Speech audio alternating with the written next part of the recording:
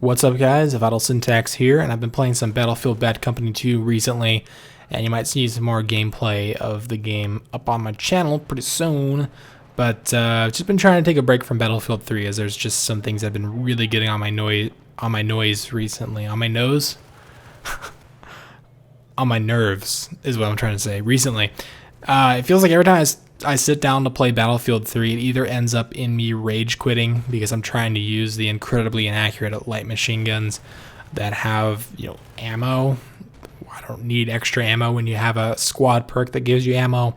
And C4 is just so useless because of how short of a range it has. I mean, sure, if you get behind a tank that doesn't have motion sensors and he's not doesn't have a gunner and he doesn't have teammates around him, you might get a couple kills with C4, and it's definitely fun to use. But I feel like if you're playing a vehicle map, you should be playing Engineer. If you're playing an infantry map, you should be playing Assault. And the other two classes are just kind of left in the dust because they kind of suck. Whereas in Battlefield Bad Company 2, I feel like every time I play this game, all four classes are viable options in all the game modes. I mean, if I'm playing Squad Deathmatch, I guess, well, in Squad Deathmatch you do have the tank, so the Engineer is actually useful. But most of the time you just don't use the tank because it's not all that useful.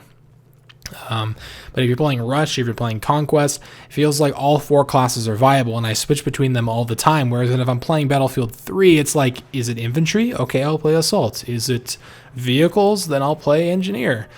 And if I don't, then I end up just getting frustrated because everybody else is using M16s in the Assault class, and they have this huge advantage over you, and every time you get killed, it's like, that's not fair. That wasn't my fault. I got killed for something that was a class balancing issue, a design issue.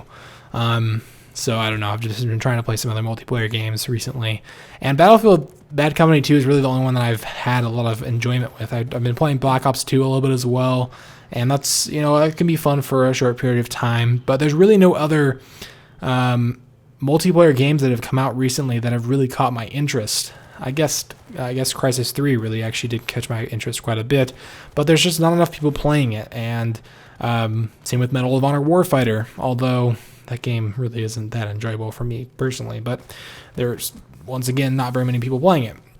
So I am really excited for E3 this year to see what the next generation of consoles are going to be like. The next Call of Duty game, I actually am really excited for. I know a lot of people will be like, "Oh, Battlefield's the best. Call of Duty sucks," and that's fine. You can have your opinion, but I am really excited for whatever Call of Duty Ghosts is going to be. Mostly because I think it's going to be a revolutionary change to the series. Now that they have new technology, the new game engine, or the new consoles, hopefully they're going to release a new game engine. Hopefully they're going to release a new way of Call of Duty. And if I'm let down, then yeah, I'll probably be let down just like I have been with most of the previous Call of Duties.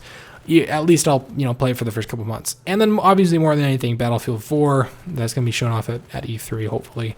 But I feel like other than those kind of multiplayer games that are going to be on later in this year, this kind of summer period every year is just so dry. You have some of the single player games like BioShock Infinite, which, by the way, is absolutely phenomenal. One of the best single player games you can play, period. Amazing storytelling, amazing storyline, amazing characters, amazing dialogue, amazing voice acting, animations, gunplay. Everything about that game is just so good. And I wish I had the desire to play it again, but I guess I just finished it recently. I might go back and play it later on down the line. Metro Last Light is coming out pretty soon. I'm fairly excited for that.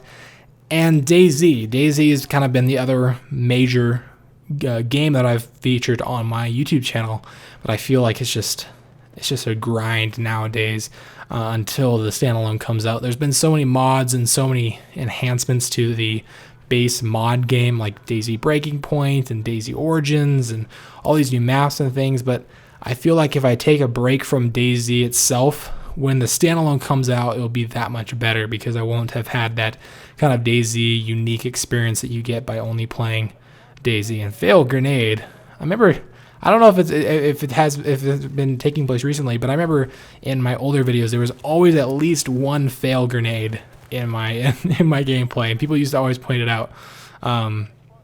So there's your fail grenade for this video.